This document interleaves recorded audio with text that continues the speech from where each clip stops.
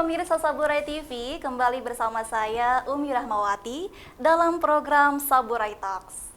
Ya baik Pak Tamrin, kita lanjutkan perbincangan kita tadi ya Pak. Kali ini terkait tenaga honorer nih Pak yang ada di Lampung Selatan, yang jumlahnya masih tumpang tindih dan masih dipertanyakan sampai saat ini. Yang menjadi permasalahannya Pak, karena ketidakjelasan jumlah honorer di Lampung Selatan ini yang menimbulkan berbagai asumsi negatif nih Pak dari berbagai pihak. Bagaimana tidak nih Pak, karena para honorer ini kan digaji menggunakan dana APBD yang jumlahnya tidak sedikit nih Pak. Seperti apa tanggapan Bapak? Iya, tenaga honor itu jumlahnya hampir 1.800 orang. 1.800. 1.800 orang tersebar di seluruh OPD dan tingkat kecamatan maupun di kelurahan. Ya.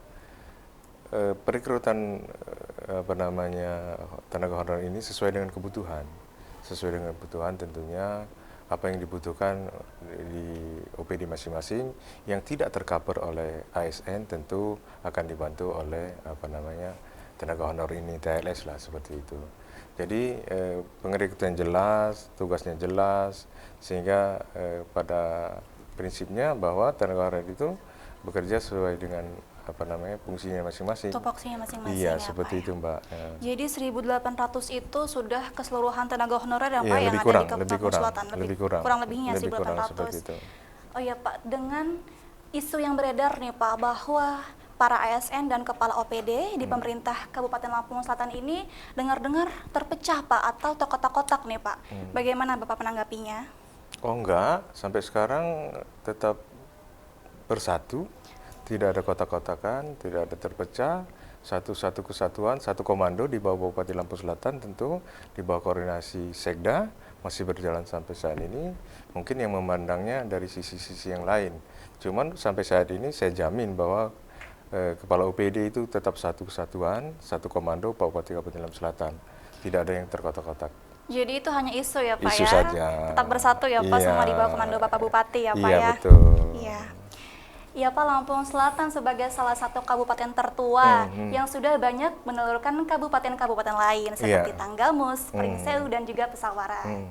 Tapi pandangan orang Lampung Selatan sendiri nih Pak, memandang kabupaten kita ini begini-begini saja.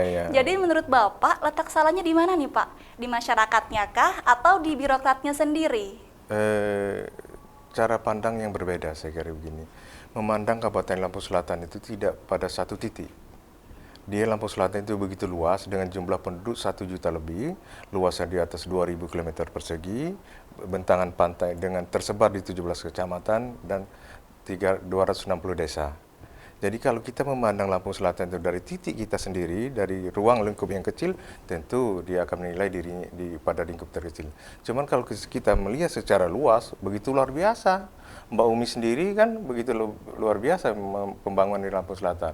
Apalagi zaman kepemimpinan Pak Nanang ini, biarpun infrastruktur agak tersendat karena ada COVID-19, ya, samping itu memang kalau kita lihat, kalau mereka memandang secara keseluruhan, begitu maju Lampung Selatan itu. Ada jalan tol, ada pelabuhan Bakahuni, dan sebagainya. Dan banyak sentra-sentra yang pertumbuhan ekonomi baru, sudah tingkat pertanian juga meningkat, dan sebagainya. Cuman kalau mereka memandang itu dari segi sekelilingnya, ya tentu salah menilai seperti itu. Lampung Selatan sudah begitu jauh berubah dari zaman dulu.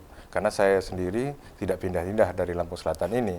Dari 90 sampai sekarang, kalau dulu ya dari Bandar Lampung itu 2-3 jam, sekarang 45 menit. Itu kan suatu kemajuan. Ya. Jadi dilihat cara pandangnya dari sudut mana. Seperti itu Mbak Umi. Iya, jadi sebenarnya banyak Pak ya potensi-potensi kabupaten kita ini ya Pak ya. Banyak. Iya.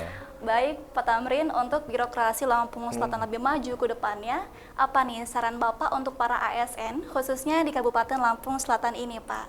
Iya, profesi ASN itu profesi yang mulia tentunya, profesi untuk melayani masyarakat, bekerjalah dengan hati, jangan rasa iri dan dengki, bekerja dengan ikhlas tadi, sehingga kalau soal karir itu pimpinan yang menilai dan Allah Subhanahu wa Ta'ala yang menentukan. Kita sudah punya garis tangan masing-masing, bekerja dengan baik, bekerja dengan inovasi, selalu mengupdate diri, sehingga kita selalu bekerja dengan baik lah, supaya tujuan kita tercapai bersama-sama.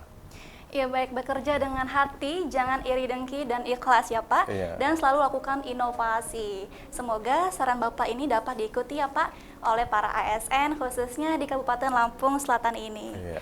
Ya baik Pak Tamrin, tak terasa 30 menit sudah kita Iya. berbincang seru kali ini. Terima kasih Pak Tamrin atas waktu dan kesempatan telah berkenan menjadi narasumber dalam program Saburai Talks. Iya, saya juga terima kasih. Mudah-mudahan Saburai Iya, Bapak. TV lebih maju lagi, Amin, lebih amin, mencakup ya Rabbal seluruh Alamin. Indonesia, Amin. dan bisa membawa berita-berita tentang pembangunan Kabupaten Lampung Selatan. Amin, amin. Terima kasih Bapak. Ya baik pemirsa, saya Umi Rahmawati mewakili kerabat kerja yang bertugas pamit undur diri dari hadapan Anda. Selalu jaga kesehatan dan terapkan 5M. Sampai jumpa. Wassalamualaikum warahmatullahi wabarakatuh. Tapi pun